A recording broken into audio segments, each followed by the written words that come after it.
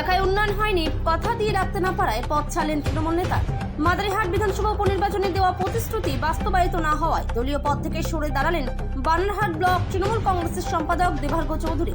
তিনি পদত্যাগপত্র পাঠান জেলা নেতৃত্বের কাছে। জানা গেছে, উপনির্বাচনের সময় তৃণমূল কংগ্রেসের পক্ষ থেকে ঘোষণা করা হয়েছিল প্রার্থী জয়প্রকাশ টোপ্পো জয়ী হলে এলাকায় থানা, হাসপাতাল এবং দমকল কেন্দ্র স্থাপন করা হবে।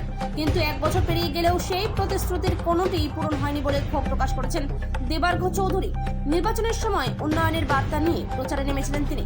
জলপাইগুড়ি জেলা পরিষদের সহ সভাধিপতি সীমা চৌধুরীর পুত্র দেবার্ঘ বলেন, এলাকায় কিছু উন্নয়ন হয়েছে, তবে মানুষের সবচেয়ে জরুরি 3টি দাবি পূরণ হয়নি। প্রতিদিন মানুষ জানতে চায় কবে হবে হাসপাতাল, থানা, দমকল কেন্দ্র। আমি উত্তর দিতে পারছি না, তাই পথ ছাড়ার সিদ্ধান্ত নিয়েছি। সম্প্রতি গয়েরকাটা উন্নয়ন নাগরিক মঞ্চের এক সভাতেও দেখা গিয়েছিল তাকে। তবে দেবার্ঘ চৌধুরী তিনি তৃণমূল কংগ্রেসের কর্মী হিসেবেই মানুষের পাশে কাজ চালিয়ে যাবেন। নমস্কার, আমি দেবার্ঘ চৌধুরী।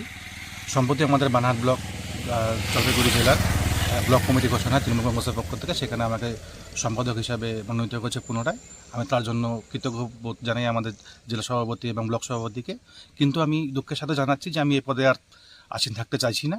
কারণ বিগত উপনির্বাচনে আমাদের শাখাঝোড়া একবাসীকে আমরা 3টে মেন প্রতিশ্রুতি দিয়েছিলাম।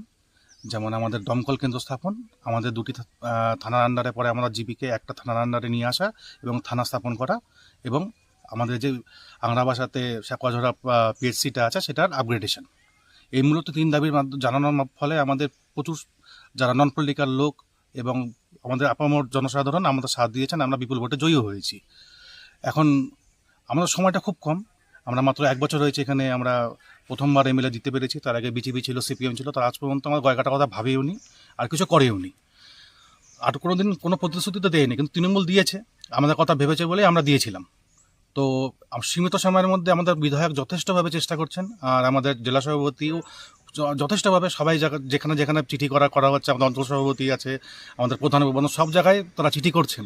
কিন্তু কোনো এক জায়গায় হয়তো আমাদের বাধ্যবাধকতা সময়ের অভাবে আমরা এটা বাস্তবায়িত রূপ এখনও গয়কাটাবাসীকে দিতে পারিনি। তো আমার মনে হয় আমার দলীয় পদের থেকে শ্রীবৃদ্ধি করার থেকে আমার এলাকাবাসীর এই দাবি 3টি বিশেষ গুরুত্ব ও মর্যাদা পায়। তাই আমি আমাদের এলাকাবাসীর দাবিকে মর্যাদা জানিয়ে আমি এই পদ থেকে অব্যাহতি চাইছি। আমি একনিষ্ঠ তৃণমূল কর্মী এবং জন্মগ্রহণ থেকে এই পার্টির সাথে যুক্ত আছি। তো আমি পার্টির সমস্ত রকম ক্রিয়াকলাপে আমি নিযুক্ত থাকব এবং দল যা বলবে আমি তাই করব। কিন্তু আমি এই পদটা নিয়ে আমি পদটা নিতে চাইছি না, তাই আমি ইস্তফা দিচ্ছি।